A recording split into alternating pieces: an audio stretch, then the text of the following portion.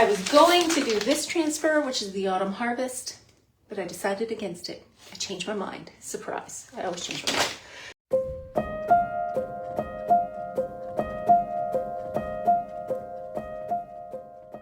So we did 2 coats of Bonding Boss on this small armoire last week. Bonding Boss is a stain blocking adhesion primer that does need to cure for approximately, a couple days, 24 hours before you do it. So we finished this last week on Wednesday. It's been a full week. We are more than ready to get started. I came in and did paint the base of this project with the Dixie Belle Paint color. I am a Dixie Belle brand ambassador, so that means I only use Dixie Belle Paint products. So this was painted in 1 coat of beautiful drop cloth. After that was dried, I gave it a little sand with my sanding block. If you need something a little stronger, you can do a sanding of 150, just to remove any brush strokes. Sometimes when you're painting with chalk mineral paint, it gives you a tiny little brush stroke on there.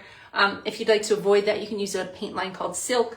The Silk paint line is self-leveling, but chalk mineral paint does have a little more lines on it when you're painting. It's a bit of a thicker paint.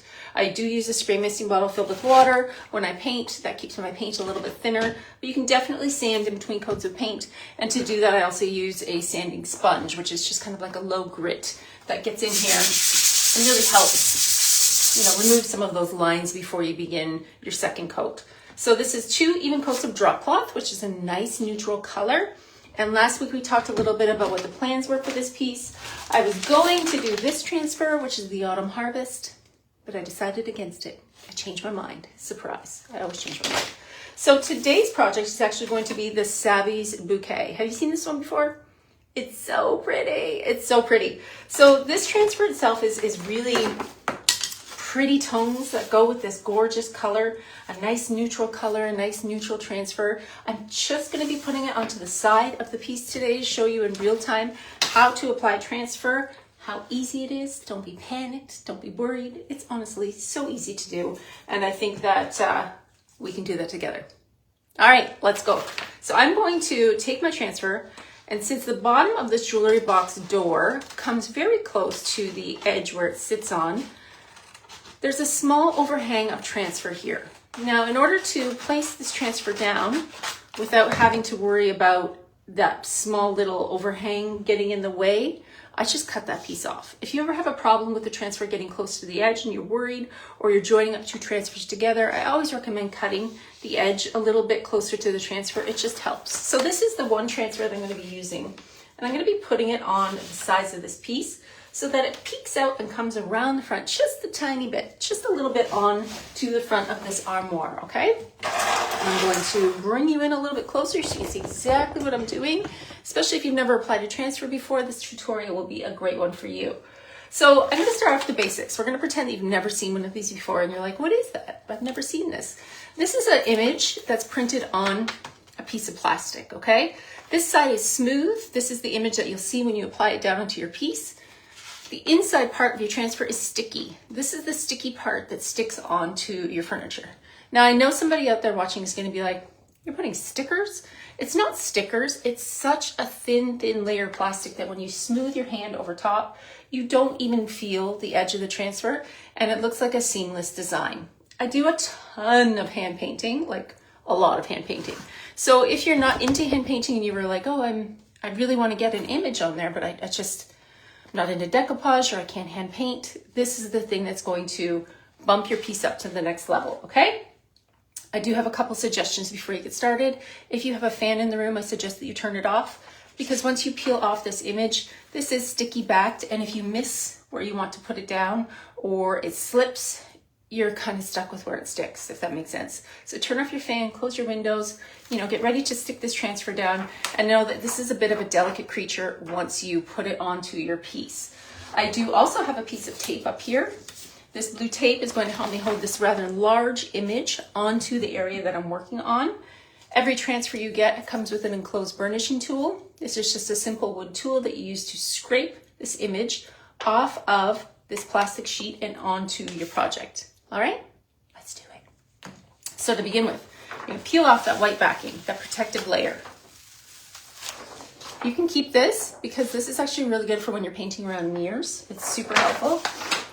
And I know that I'm gonna line it up to the bottom of my project. There's a small little lip here on the door, and I know that I'm gonna curl it around the front, okay? So I'm gonna just gently lay it down where it's gonna live. That's what I like to do. I'm gonna do a slight little overhang on the back side so that I know my image is directly completely onto the edge. I like to give it a bit of a smooth, and if you need to, you could always tape it just to be sure it's held here. Now, before I even begin, I give it a nice slight smooth onto the surface.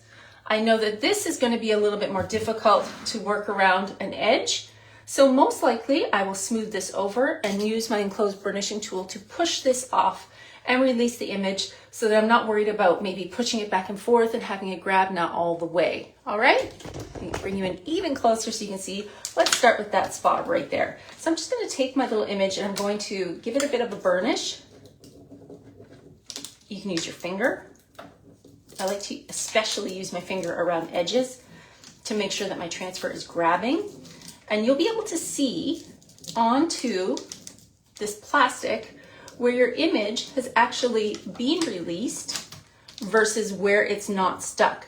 What you're going to see is that light color of plastic, and that just tells you that your image has come off of the plastic and onto your piece. So I'm just going to work on this little section gently before we begin the large piece, just to ensure that I've got all of my little edges stuck down where they're supposed to be, because I don't want it to slip if I'm working on this side. So just doing this is going to give me the assurance that I've worked on the edge.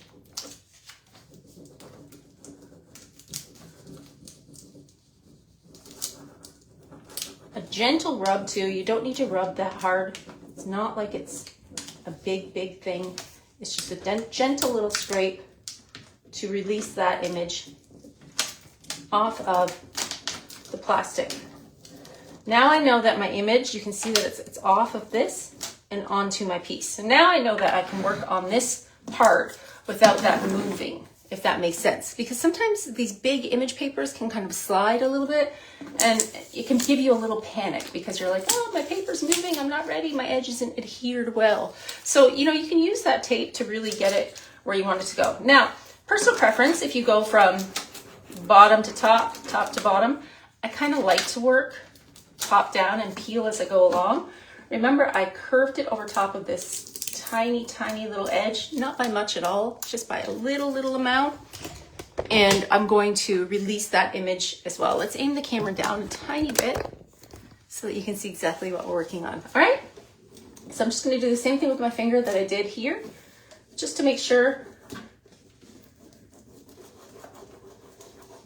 that it's rubbed down, released, and it's not going to slip. But I do like my finger for this part. Okay, so now my image has been pushed on each side. We have to work on the front. So I'm going to start up here. Anywhere where the transfer is very small, like these little tiny branches, you're going to have to really make sure that you get in and scrape every single part. Because if you just kind of do it haphazardly, what's going to happen is that it's going to miss a tiny bit. And if you feel like you've missed a tiny bit and you haven't taken off the whole entire plastic sheet, you can just push it back down and go on top. But can you see the difference in color between off and on? This has been released and this is on here. Hello, Erin. Hello, how are you today? Thank you. Okay, so you're just going to continue scraping. I work from the top down and gently peel back. It also helps to make sure that you're going in and around the edges of the flowers to get all of the edges to grab. And we're doing this in real time so you can see how fast this actually goes.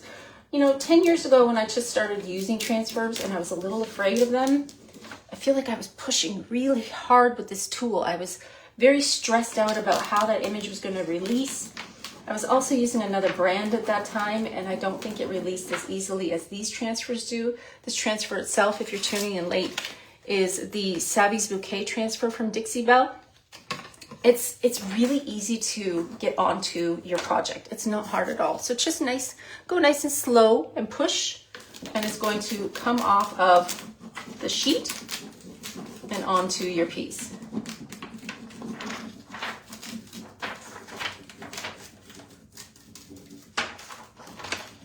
If by chance you're like, oh my gosh, this piece of plastic is getting, you know, a little overwhelming to work with because it's so big, you can always stop and cut the paper. You can cut this plastic as you move along to make sure that it's a little bit easier to work with if that's what you feel like, but it's not hard.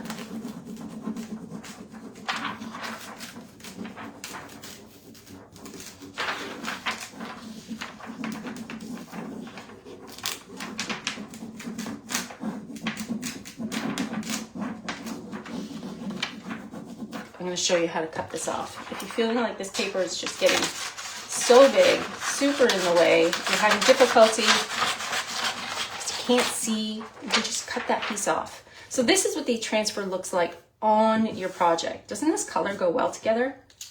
And you're just going to continue the process.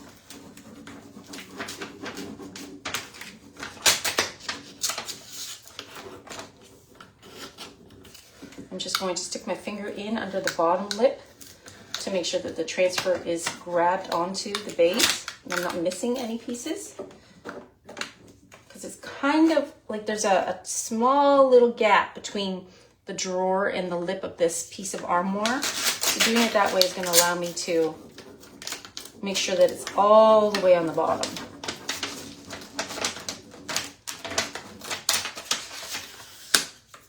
Same with this little piece over here, just around the back. See how easily that comes off?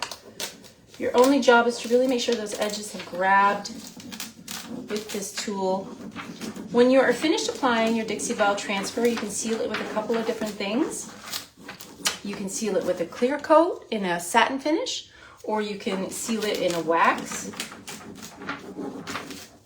Your top coat is going to protect your work, and it's going to really smooth these edges and make sure that you're not going to have any lines, but really protect your transfer from maybe getting scratched or maybe getting moved around. I personally like a satin clear coat over top of my transfers. It really helps lock them in. Almost done here.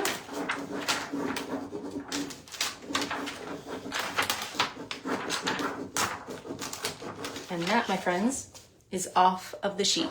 So it released from this image onto your work. Now, this is still fairly fragile. If you come in here and really rub hard, you take the chance of rubbing an edge up. I just like to take my finger and gently burnish. You can also use the actual piece right here and just give it a gentle rub to make sure you're removing any air bubbles.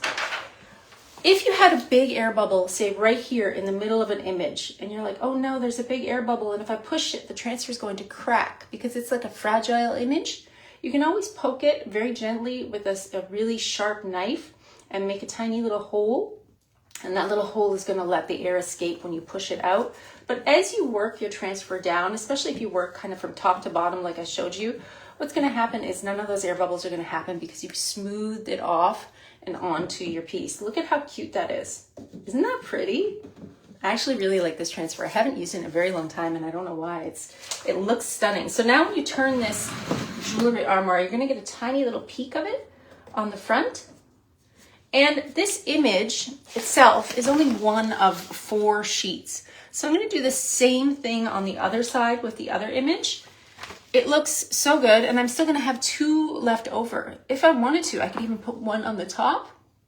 There's like a hinged lid that opens and closes. But one large transfer like this can take you a really long way, especially if you only use half. That means you've got a whole other half for another project. So this is the Savi's Bouquet from DixieBellePaint.com. When the video is finished, I will go in and put a link in the comments below so you can check it out if you wish, but you can always send me a message, just little on me and my phone. I'm always happy to help.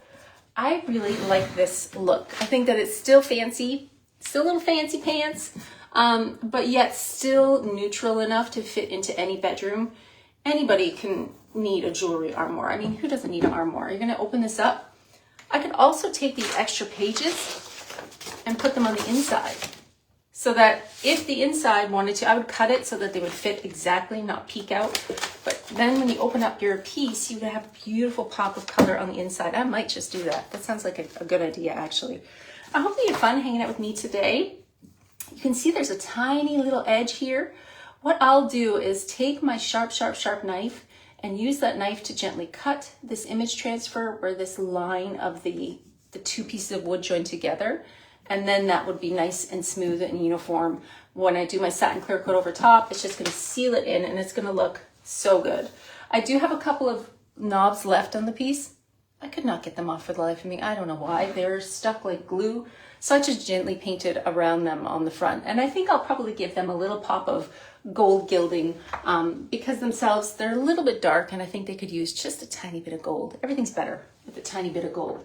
I hope that you had fun hanging out with me today and you're enjoying the start of your summer. This is the full start of summer vacation for us here in my house and I'm gonna love every minute of it.